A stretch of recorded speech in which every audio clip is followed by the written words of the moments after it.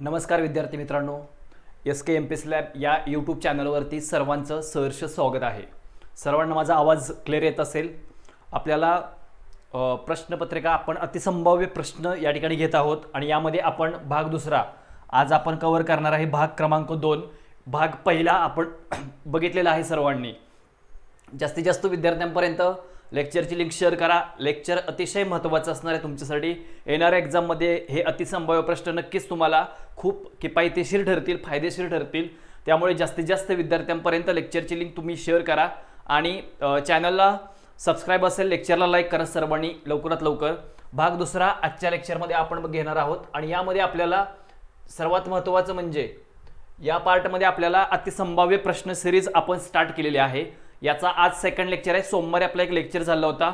जास्तीत जास्त विद्यार्थ्यांनी तो लेक्चर ऐकून घ्यायचे, कारण खूप सारे फायदे येणाऱ्या एक्झाममध्ये होतील। कारण इकॉनॉमिक्सचे 15+ प्रश्न विचारले जातात। त्याचबरोबर आपली जी काही महत्त्वाची बॅच चालू आहे पॉलिटी इकॉनॉमिक्स, लवकरात लवकर SK MPS लॅब नावाचं ॲप्लिकेशन डाउनलोड करा आणि त्याच्यावरतीच्या बॅचेस परचेस करा। त्यामध्ये तुम्हाला हस्तलिखित वगैरे सर्व नोट्स उपलब्ध करून दिलेले आहेत। चालेल, मग चला आपण आपल्या लेक्चरची आता सुरुवात करूयात। पहिला प्रश्न तुमच्या स्क्रीनवरती खालील विधाने विचारात घ्यायचे आहेत तुम्हाला आणि यामध्ये अ, ब आणि क असे 3 ऑप्शन पर्याय दिलेत आणि असत्य विधाने ओळखायची आहेत। फेमा कायद्याअंतर्गत भारतात परकीय गुंतवणुकीची सुरुवात 2000 मध्ये झालेली आहे असं या ठिकाणी सांगितलेलं आहे अ विधानामध्ये। ब विधानाचा विचार केला तर 2020 मध्ये 64 अब्ज डॉलर इतकी गुंतवणूक झालेली आहे आणि 2021 मध्ये भारत परकीय प्रत्यक्ष गुंतवणुकीला आकर्षित करणारा 7व्या क्रमांकाचा देश आहे। आता तो काय झालेला आहे, 5व्या क्रमांकावरती विराजमान झालेला आहे भारत इकडे। मग असत्य विधाने तुम्हाला काय करायचे या ठिकाणी ओळखायचे आहेत। तर इकडे जर विचार केला फेमा कायद्याअंतर्गत हे विधान जे आहे हे विधान चुकीचं आहे। आता फेरा कायद्याचा विचार केला, फॉरेन एक्सचेंज मॅनेजमेंट ऍक्ट हा जो आहे हा 1997 मध्ये निर्णय घेण्यात आला होता 97-98च्या बजेटमध्ये, की आपण काय करायचं, फेराच्या जागेवरती फेमा कायदा आणायचा आहे।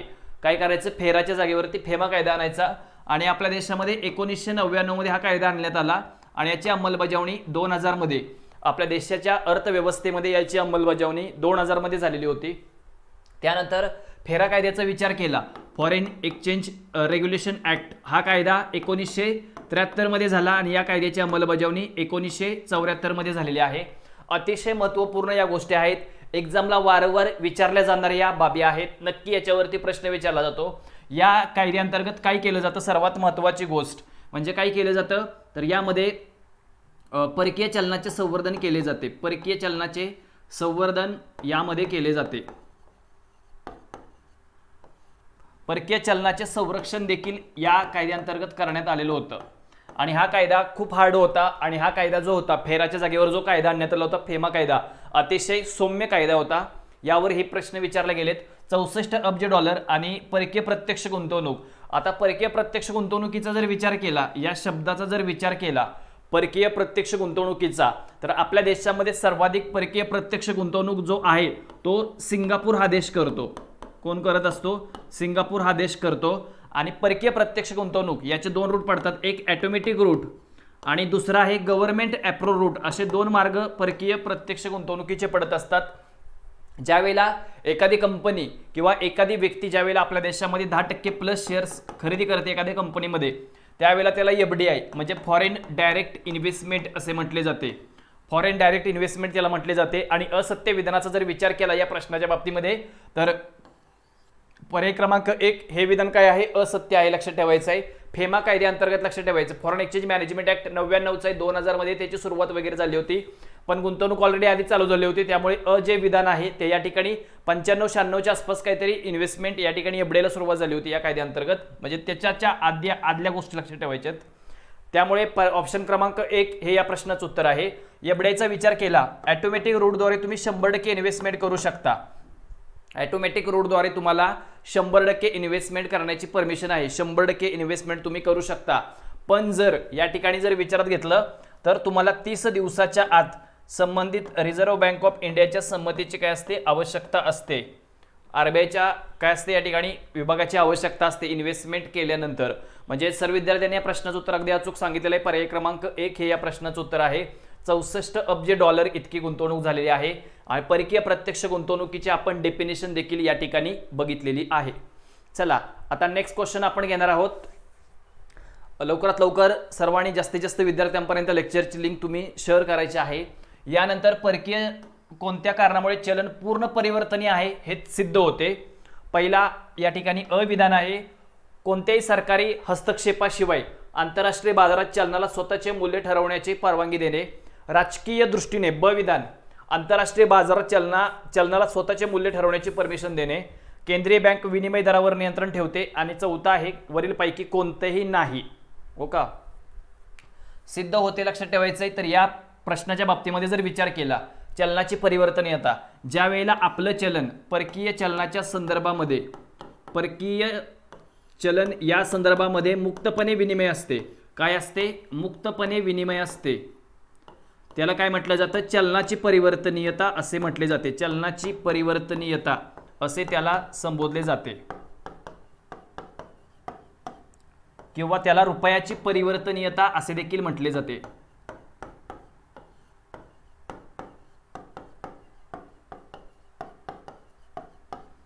तर या प्रश्नाचं अचूक उत्तर आहे ऑप्शन क्रमांक 1, कोणत्याही सरकारी हस्तक्षेपाशिवाय आंतरराष्ट्रीय बाजारामध्ये चलनाचे स्वतःचे मूल्य ठरवण्याचे काही कारणे परमिशन देणे. म्हणजेच ज्या वेळेला आपलं चलन इतर चलनाच्या संदर्भामध्ये मुक्तपणे विनिमय होते, त्याला रुपयाची परिवर्तनीयता अथवा चलनाची परिवर्तनीयता असे म्हटले जाते. या संदर्भात आपण दुहेरी विनिमय दर पद्धत जी आहे, दुहेरी विनिमय दर पद्धत 1992 मध्ये आपण ऍक्सेप्ट केली होती. एक याचा विचार केला दुहेरी विनिमय दर या पद्धतीचा, तर यामध्ये पहिला पॉइंट जो आहे तो सर्वात महत्त्वाचा म्हणजे एक सरकार यांच्यामार्फत ठरवला जातो, आणि दुसरा आहे बाजारातील डिमांड आणि सप्लाय या बेसवरती काय केलं जात असतं, तर दुहेरी विनिमय दर हा निश्चित केला जात असतो. मग यामध्ये आपला रुपया जो आहे तो चालू खात्यावरती एकदम नॉर्मल प्रमाणामध्ये, अंशतः प्रमाणामध्ये 1992 ला परिवर्तनीय झाला होता. तर 1994-95 तो काय झाला? पूर्ण परिवर्तनीय झाला. आपला रुपया चालू खात्यावरती 1994-95 पूर्ण परिवर्तनीय झाला होता. तर त्याच्या आधी विचार केला 1993-94 रुपया व्यापारी खात्यावर परिवर्तनीय झाला, आणि भांडवली खात्यावर परिवर्तनीय करण्यासाठी 96-97 मध्ये तारापूर समितीची काय केली? स्थापना करण्यात आली होती. आणि तारापूर समिती 2 जी आहे ती नंतर स्थापन केली, आणि त्याच्या आधी 2005-06 मध्ये मिस्त्री समितीची देखील काय करण्यात आली होती? या ठिकाणी स्थापना करण्यात आलेली होती. मिस्त्री समितीची देखील याच्यामध्ये स्थापना करण्यात आली होती. या प्रश्नाचं अचूक उत्तर आहे ऑप्शन क्रमांक 1. अतिशय महत्त्वपूर्ण हे प्रश्न आहेत, वारंवार ह्या बाबी तुम्हाला रिवाइज करायच्या आहेत. रुपयाची परिवर्तनीयता काय असते? म्हणजे चलनाची परिवर्तनीयता. ज्या वेळेला आपलं चलन इतर चलनाच्या संदर्भामध्ये मुक्तपणे विनिमय असते, त्यावेळेला त्याला रुपयाची परिवर्तनीयता अथवा चलनाची परिवर्तनीयता असे त्याला काय केले जाते? या ठिकाणी संबोधले जाते.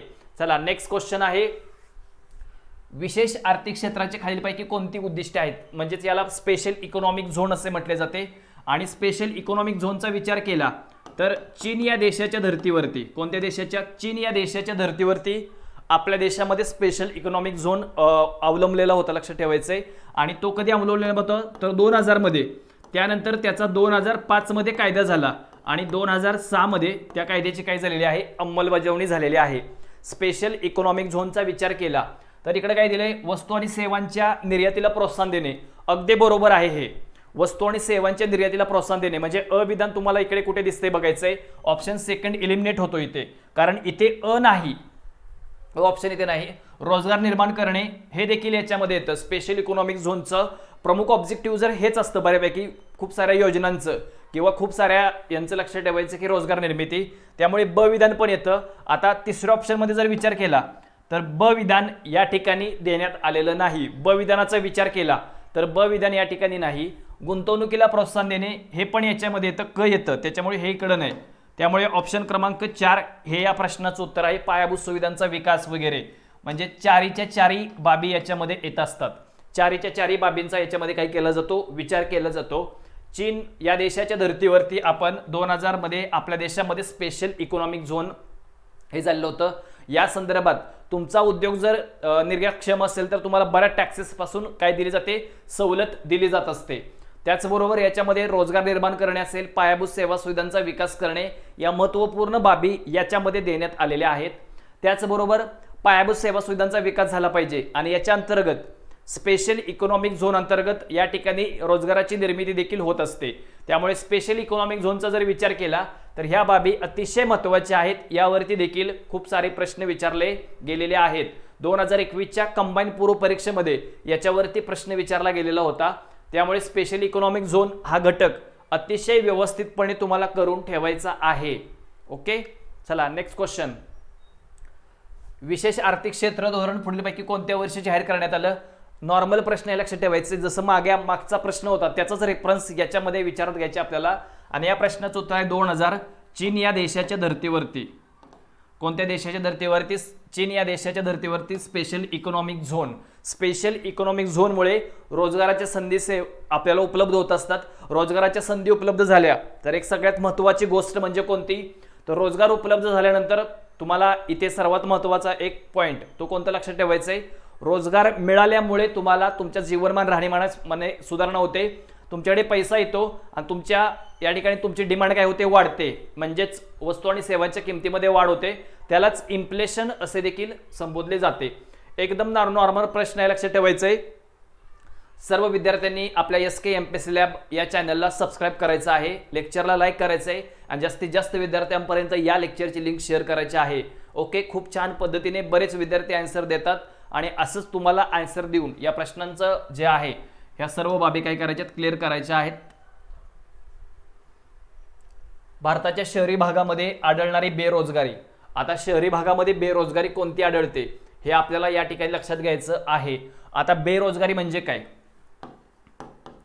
बेरोजगारी म्हणजे काय? काम करण्याची इच्छा व क्षमता असणे। काम करण्याची इच्छा व क्षमता असणे त्याला काय म्हटले जाते? बेरोजगार असे म्हटले जाते। काम करण्याची इच्छा आहे, क्षमता आहे, मात्र त्या व्यक्तीला जर रोजगार मिळत नसेल तर त्याला काय म्हटलं जातं? बेरोजगार, अनएम्प्लॉयमेंट बिलो पॉवर्टी लाईन, म्हणजे ती व्यक्ती दारिद्र्य रेषेखाली जात असते। ओके, आता याच्यामध्ये बेरोजगारीचा विचार केला तर हंगामी बेरोजगारी म्हणजे काय? हंगामी बेरोजगारीचा विचार केला तर एका ठराविक सीझनमध्ये तुम्हाला रोजगार काय असतो? उपलब्ध असतो, त्याच्यानंतर अदर सीझनमध्ये तुम्हाला रोजगार मिळत नाही, त्यावेळेला त्याला सीझनेबल म्हणजेच हंगामी बेरोजगारी असे संबोधले जाते। एका ठराविक कालावधीमध्येच तुम्हाला रोजगार उपलब्ध असतो, त्याला हंगामी बेरोजगारी असे म्हटले जाते। आता शहरी भागामध्ये हे आढळत नाही, तर कारण हंगामी बेरोजगारीचा विचार केला तरी बऱ्यापैकी शेतीच्या नांगरणीपासून कापणीपर्यंत तुम्हाला रोजगार असतो शेतीमध्ये, पण अदर याच्यामध्ये जर विचार केला तर तुम्हाला रोजगार उपलब्ध होत नाही, म्हणजे अविधान याच्यामध्ये येणार नाही, लक्षात ठेवायचंय। जे विधान आहे ते याच्यामध्ये येणार नाही। तुम्हाला एका पॉइंटवरती याचा आन्सर मिळालं, ऑप्शन क्रमांक सेकंड ब, क आणि ड। ब, क आणि ड। आणि चक्रीय बेरोजगारी हे शहरी बेरोजगारीचं बऱ्यापैकी उदाहरण तुम्हाला दिसेल, कारण चक्रीय बेरोजगारी म्हणजे तेजी आणि मंदीच्या कालावधीमध्ये, तेजी मंदीच्या कालावधीमध्ये जी बेरोजगारी निर्माण होते त्याला काय म्हटलं जातं? चक्रीय बेरोजगारी असे संबोधले जाते, त्याला चक्रीय बेरोजगारी असे संबोधले जाते। आणि संरचनात्मक बेरोजगारी म्हणजे काय? तर यामध्ये उत्पादन क्षमतेच्या कमतरतेमुळे, उत्पादन क्षमतेच्या कमतरतेमुळे जी बेरोजगारी निर्माण होते त्याला संरचनात्मक बेरोजगारी म्हणतात।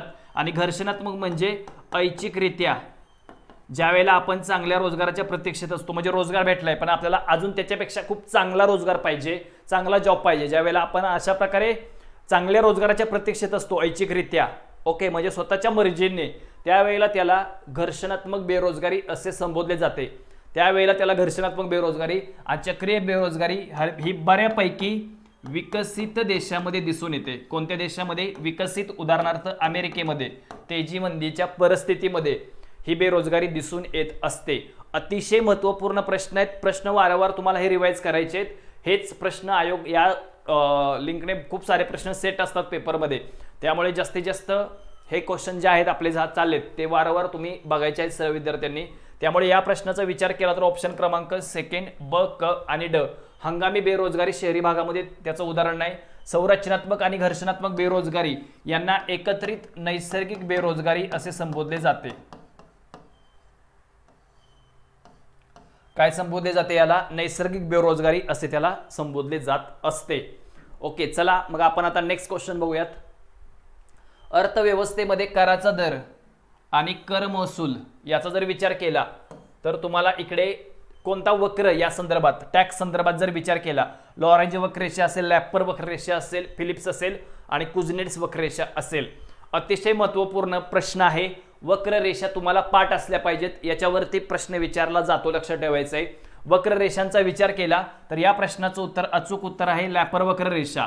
या लॅपर वक्ररेषेचा जर विचार केला, आता भारतीय घटनेतील 265 कलमांतर्गत कराची काय केली जाते, या ठिकाणी आकारणी केली जाते. 265 कलमांतर्गत कराचे 2 प्रकार पडतात, एक प्रत्यक्ष कर आणि दुसरा आहे अप्रत्यक्ष कर. असे कराचे एकूण 2 प्रकार पडतात. मग कराच्या बाबतीमध्ये जर विचार केला तर इकडे या प्रश्नाचं उत्तर जे आहे लॅपर वक्ररेषा आहे. म्हणजे कराचा दर आणि त्यातून प्राप्त होणारा कर महसूल याचं आलेखरूपी प्रदर्शन ज्या ठिकाणी केलं जातं, आलेख दाखवला जातो, त्याला लॅपर वक्ररेषा म्हणतात. म्हणजे इकडे बघताय तुम्ही, हा जो वक्र आहे या ठिकाणी खाली खाली येत चाललेला आहे, म्हणजेच त्याच्यापासून मिळणारा महसूल या ठिकाणी कमी होत चाललेला आहे. महसूल जो आहे तो कमी होत चाललेला आहे. त्यामुळे टॅक्स कलेक्ट करण्यासाठी जो काही खर्च होतो त्याला अविकसित खर्च म्हणजे अविकासात्मक खर्च असे म्हटले जाते. अविकासात्मक खर्च असे त्याला काय केले जाते, संबोधले जात असते. या प्रश्नाचं अचूक उत्तर आहे लॅपर वक्ररेषा. यावरती देखील खूप सारे प्रश्न आतापर्यंत आयोगाने विचारलेले आहेत. फिलिप्स वक्ररेषा, फिलिप्स वक्ररेषेचा जर विचार केला तर याच्यामध्ये एक पॉईंट सर्वात महत्त्वाचा म्हणजे बेरोजगारीचा दर आणि चलनवाढीचा दर या संदर्भाच्या बाबी फिलिप्स वक्ररेषेमध्ये असतात. कशामध्ये असतात? फिलिप्स वक्ररेषेमध्ये याच्या संदर्भात बाबी असतात. आणि लॉरेंज वक्ररेषेचा विचार केला, लॉरेंज वक्ररेषा म्हणजे उत्पन्नाच्या विषमतेच्या बाबतीमध्ये गिनी गुणांक वगैरे ह्या बाबी तुम्हाला काय करायच्या इथे विचारात घ्यायच्या आहेत. म्हणजे कराचा दर आणि त्यातून प्राप्त होणारा कर महसूल, हा आलेख जो दिसतोय तुम्हाला तो खाली खाली जातोय, लक्षात ठेवायचं आहे. हा आलेख जो दिसतोय तुम्हाला इकडे, हा कर्व जो आहे, ही वक्ररेषा खाली खाली होत जात चाललेली आहे. याचा अर्थ ह्या बाबी तुम्हाला काय करायचे इथे लक्षात ठेवायच्या आहेत. खूप IMP घटक आहे, लक्षात ठेवा. ओके, कराचे 2 प्रकार पडतात, एक प्रत्यक्ष कर आणि दुसरा आहे अप्रत्यक्ष कर. एक प्रत्यक्ष कर आणि दुसरा जो आहे तो महत्त्वाचा म्हणजे अप्रत्यक्ष कर. प्रत्यक्ष कराच्या प्रकाराचा विचार केला तर प्रत्यक्ष कराचे जे काही प्रकार आहेत ते कोणकोणते प्रकार आहेत, तर एक इन्कम टॅक्स म्हणजे आयकर, दुसरा आहे महामंडळ कर. हे 2 टॅक्स जे आहेत ना ते तुम्हाला व्यवस्थित करून ठेवायचे आहेत. दोघांसाठी एकच कायदा आहे 1961चा इन्कम टॅक्स ऍक्ट जो आहे तो 1961चा. या 2 संदर्भात एकच कायदा आहे, इन्कम टॅक्स ऍक्ट. ओके, चला नेक्स्ट क्वेश्चन. इथपर्यंत लेक्चर सर्वांना समजलेलं असेल. अतिशय महत्त्वपूर्ण प्रश्न आपण घेतोय. येणाऱ्या एक्झाममध्ये नक्कीच तुम्हाला या लेक्चरचे फायदे होणार आहेत. खालीलपैकी कोणता अविकासात्मक खर्च आहे?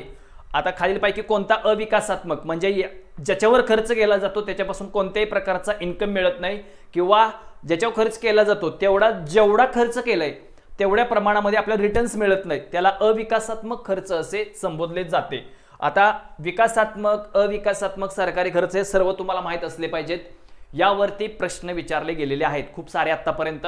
मग याच्यामध्ये पहिला आहे अनुदानावरील खर्च, दुसरा आहे नागरी प्रशासन खर्च, लष्करी उपकरणावरील खर्च आणि व्याज खर्च. आता इथे विचार केला अनुदानावरील खर्च, हा जो खर्च आहे ना तो विकासात्मक खर्च आहे.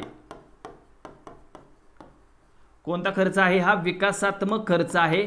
त्यामुळे एक लक्षात ठेवायचंय, आता बाकीचं ब, क आणि ड विधान बघत बसायचं नाही. तुम्हाला काय करायचं आहे, अविधान एलिमिनेट ऑप्शन करायचे का, लक्षात ठेवायचंय.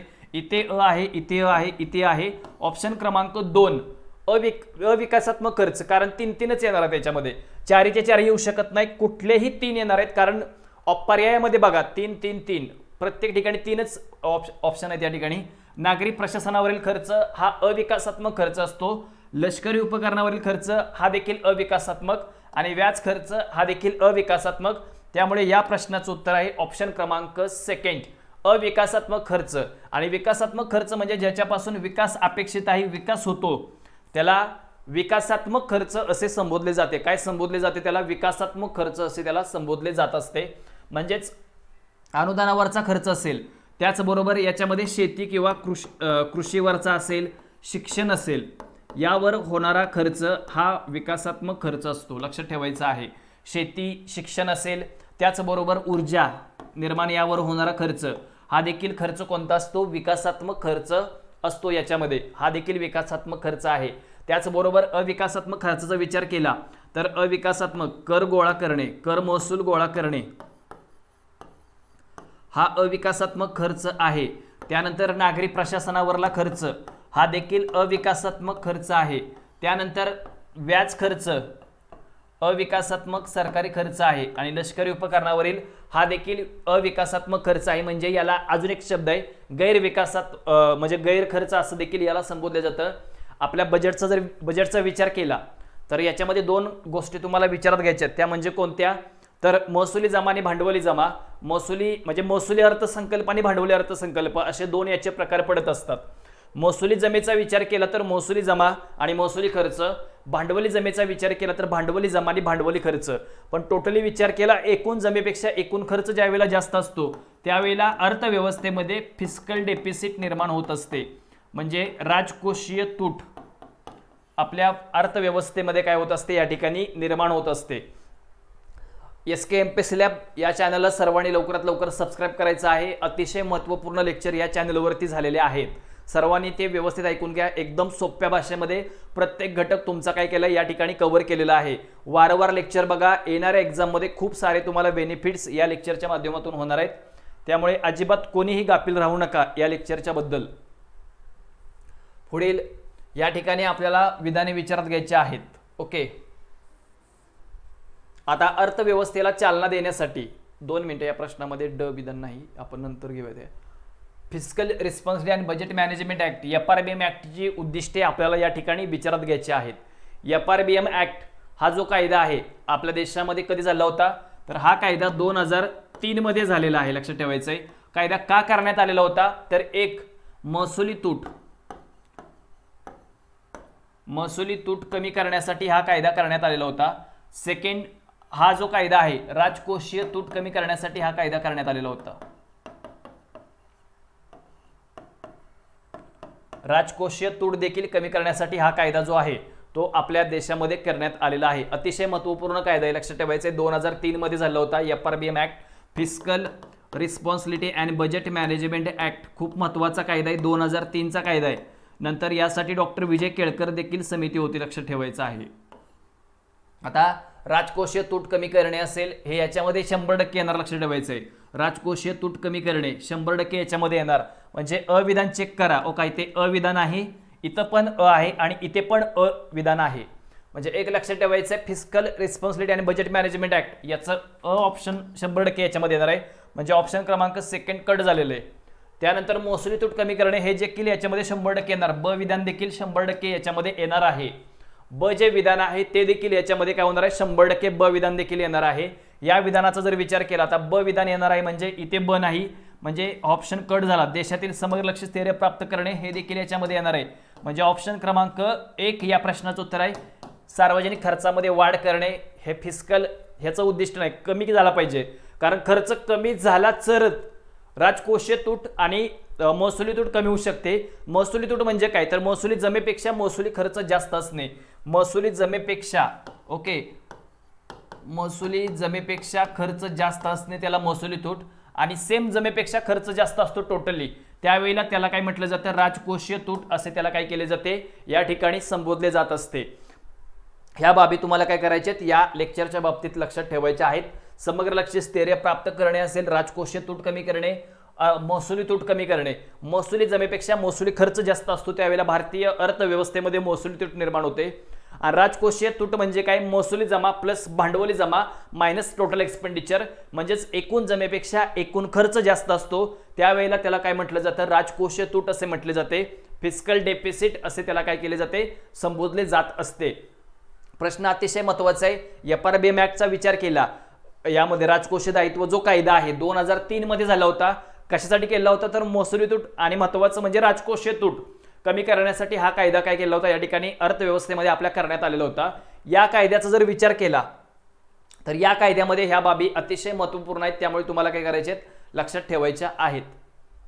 आता नेक्स्ट क्वेश्चन आहे, खालीलपैकी कोणती विधाने चुकीची नाहीत.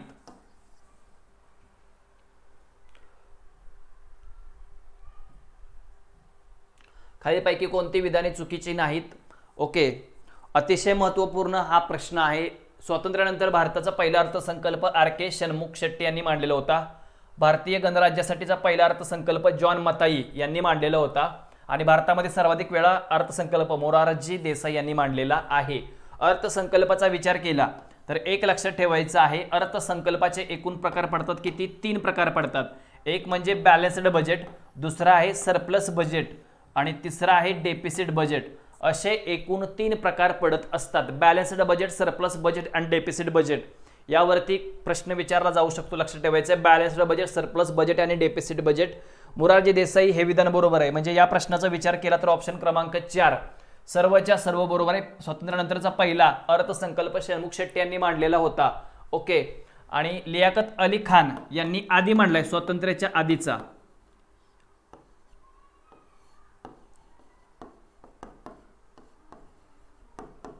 लियाकत अली खान यांनी मांडलेला आहे.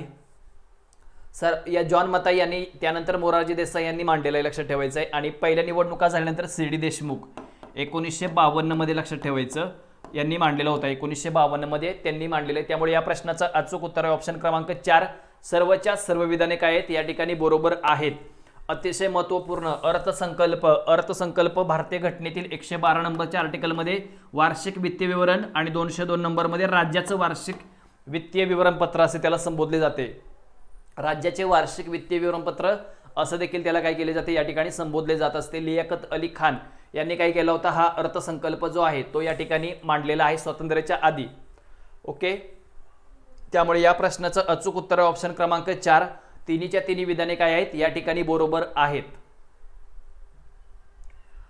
आता खालीलपैकी कोणती विधाने बरोबर आहेत हे आपल्याला या ठिकाणी सांगायचं आहे. अर्थव्यवस्थेमध्ये रोखता शोषून घेण्यासाठी व्यापारी बँका आरबीआयला अल्प कालावधीसाठी या ठिकाणी काय करत असते, कर्ज देतात. लक्षात ठेवायचं आहे. रोखता शोषून घेण्यासाठी व्यापारी बँका आरबीआयला काय करतात या ठिकाणी अल्प कालावधीसाठी कर्ज देत असतात. अगदी बरोबर आहे. अर्थव्यवस्थेमध्ये रोखता आणण्यासाठी आरबीआय व्यापारी बँकेला अल्प कालासाठी कर्ज देत असते. आता याचा विचार केला तर या दुसऱ्या विधानामुळे तेजी येते आणि पहिल्या विधानामुळे मंदी येऊ शकते. ही शेवटची स्टेप आहे. ही जी आहे ही शेवटची स्टेप आहे अर्थव्यवस्थेमध्ये आणि याला बॅलन्स साधण्याचं काम जे आहे ते आपल्या देशाची आरबीआय म्हणजेच त्यांची जी पॉलिसी आहे ती कोणती, मौद्रिक धोरण, मॉनिटरी पॉलिसी हे करत असतं. याच्यामध्ये बॅलन्स साधण्याचं काम जे आहे ते मॉनिटरी पॉलिसी यांच्या मार्फत केलं जात असतं. त्यामुळे या प्रश्नाचं अचूक उत्तर आहे ऑप्शन क्रमांक 3 अ आणि ब दोन्हीच्या दोन्ही विधाने या ठिकाणी काय आहेत, अगदी बरोबर आहेत. लक्षात ठेवायचं आहे. आरबीआयच्या मॉनिटरी पॉलिसीचा विचार केला तर एक आहे म्हणजे सर्वात महत्त्वाचं बँक रेट,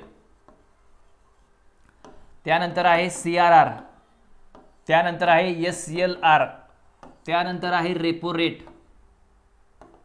त्यानंतर आहे रिव्हर्स रेपो रेट. अतिशय महत्त्वाचे हे पॉईंट आहेत. लक्षात ठेवायचं आहे. यावरती प्रश्न विचारले जातात. आता याच्यात विचार केला तर मौद्रिक धोरणाची उद्दिष्टे काय असतात, एक म्हणजे रोजगार निर्माण करणे, त्यानंतर किंमत स्थैर्य प्राप्त करणे. ओके. त्यानंतर तेजी मंदीच्या चक्राला काय करणे या ठिकाणी भेदणे. तेजी आणि मंदीच्या चक्राला भेदणे हे महत्त्वपूर्ण ऑब्जेक्टिव्ह याच्यामध्येच देण्यात आलेले आहेत. म्हणजे ज्याच्यावरती प्रश्न विचारले जातात ते अतिशय महत्त्वाचे पॉईंट आहेत. हे सर्वांनी व्यवस्थित काय करायचे आहेत, लक्षात ठेवायचे आहेत, बरोबर विधाने ओळखायचे आहेत. अर्थव्यवस्थेतील रोखता शोषून घेण्यासाठी व्यापारी बँका आरबीआयला अल्प कालावधीसाठी कर्ज देत असते. यालाच काय म्हटलं जातं, लक्षात ठेवायचं, रिव्हर्स रेपो रेट. कमर्शियल बँका काय करतात, रिझर्व्ह बँक ऑफ इंडियाला 1 ते 24 तासासाठी ज्या व्याजदराने कर्ज उपलब्ध करून देतात त्याला रिव्हर्स रेपो रेट असं म्हटले जाते. आणि रेपो रेट म्हणजे reserve bank of India commercial बँकेला 1 ते 24 तासासाठी ज्या व्याजदराने कर्ज पुरवठा करते त्याला रिव्हर्स रेपो रेट असे काय केले जाते या ठिकाणी संबोधले जात असते. हे तुम्हाला काय करायचे ते विचारात घ्यायचे. खूप महत्त्वपूर्ण प्रश्न आहे हा, लक्षात ठेवायचं आहे. CRR म्हणजे काय, SLR म्हणजे काय, रेपो रेट म्हणजे काय, रिव्हर्स रेपो रेट म्हणजे काय. CRR म्हणजे आपल्या एकूण ठेवीपैकी काही ठराविक ठेवी रिझर्व्ह बँक ऑफ इंडियाने डिपॉझिट केल्या जातात त्याला CRR म्हणतात आणि स्वतःच ठेवल्या जातात त्याला SLR असे काय केले जाते, संबोधले जाते. आणि आपल्या एकूण कमर्शियल बँकांना ज्या व्याजदराने कर्ज पुरवठा आरबीआय थ्रू केला जातो त्याला बँक रेट असे काय केले जाते या ठिकाणी संबोधले जात असते. हे तुम्हाला या प्रश्नाच्या बाबतीमध्ये लक्षात घ्यायचं आहे. आलं का लक्षात. पुढे आहे सर्वात महत्त्वाची समिती म्हणजे ती समिती या प्रश्न वाचल्यानंतर समजेल. बँकांचं राष्ट्रीयकरण थांबवावं. इथे बँक शब्द तुम्हाला दिसतोय म्हणजे एकमेव समिती येणार आहे नरसिंह समिती. लक्षात ठेवायचं आहे. बँका 1991 ची समिती लक्षात ठेवायचं आहे. 1997 पण ही समिती होती. 1997 मध्ये देखील ही समिती होती. लक्षात ठेवायचं आहे. बँकांचे राष्ट्रीयकरण थांबवावे, व्याजदर ठरवण्याचे स्वतः अधिकार द्यावेत, शाखा विस्तारासाठी शाखा परवाना पद्धत रद्द करावी. तर या प्रश्नाचं एकदम नॉर्मल आन्सर मिळून जातंय. नरसिंह समिती लक्षात ठेवायचं आहे 1 आणि 2. दुसरी समिती होती 97 आणि 1998 मध्ये या समितीने आपला अहवाल काय केला होता, या ठिकाणी सादर केला होता. 1998 मध्ये या समितीने आपला अहवाल काय केलेला सादर केलेला आहे. या अहवालामध्ये बँकांचं मॅनेजमेंट अधिक मजबूत असावं, नॅरो बँकिंगचा अवलंब करावा आणि बँकांनी कोणाचेही मालक असू नये, हे 1998च्या समितीमध्ये सांगितले. पण ह्या तरतुदी 1992च्या समितीमध्ये आहेत. ती समिती फायनान्स सेक्टर संदर्भात होती आणि 1997ची समिती बँकिंग सेक्टर संदर्भात होती. तर या समितीचा विचार केला तर CRR SLRचं प्रमाण कमी करावं. नरसिंह समिती एक वित्तीय क्षेत्र सुधारणा समिती म्हणून ओळखली जाते. नरसिंह समिती एक वित्तीय क्षेत्र सुधारणा समिती म्हणून ओळखली जाते. तर नरसिंह समिती 2 जी आहे ती समिती बँकिंग क्षेत्र सुधारणा समिती म्हणून काय केली जाते, ओळखली जाते. मग याच्यामध्ये बँकांचं राष्ट्रीयकरण थांबवावं, बँकांना स्वतःचे व्याजदर ठरवण्याचे अधिकार वगैरे द्यावेत, हे याच्यामध्ये सांगण्यात आलेलं होतं. या समितीमध्ये महत्त्वपूर्ण समिती आहे. वारंवार हे सर्व जे PYQ जे अतिसंभाव्य प्रश्न सिरीज सेकंड आहे, पहिला दुसरा लेक्चर व्यवस्थित बघून घ्या. मागे जे लेक्चर झालेले होते ते पण सर्व विद्यार्थ्यांनी लवकरात लवकर बघून घ्यायचे आहेत आणि जास्तीत जास्त विद्यार्थ्यांपर्यंत या लेक्चरची लिंक शेअर करायची तुम्हाला. ओके, इथपर्यंत आपण हे लेक्चर बघितलेलं आहे. उद्या आपण पार्ट क्रमांक 3 बघणार आहोत आणि रोज संध्याकाळी 9 वाजता आपलं या ठिकाणी लेक्चर होणार आहे. ओके, आणि सर्वांनी हे लेक्चर व्यवस्थित बघायचं आहे, वारंवार बघायचं आहे, पाहिजे तितक्या वेळा, आणि नोट्स छोट्या छोट्या बनवा, कारण शेवट या 15 दिवसामध्ये खूप महत्त्वपूर्ण घडामोडी तुम्हाला काय करायच्यात या ठिकाणी करायच्या आहेत. ओके, चला तर मग या ठिकाणी आपण आता थांबूयात. धन्यवाद.